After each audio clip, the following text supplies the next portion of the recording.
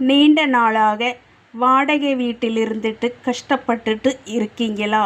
வாடகை கொடுக்க முடியலையே, நம்மளால் ஒரு சொந்த வீடு வாங்க முடியலையே அப்படின்ட்டு மன வருத்தத்துடன் இருக்கீங்களா? மன வருத்தத்தை விடுங்க.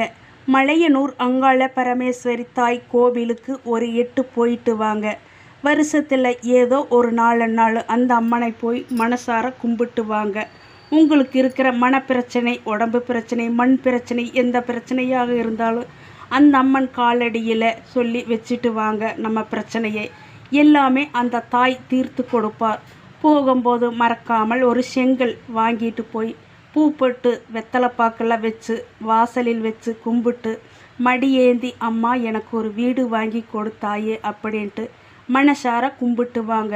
அடுத்த வருஷத்துக்குள்ளே உங்களுக்கு ஒரு மனை வாங்கி கொடுப்பாள் அந்த ஆத்தா.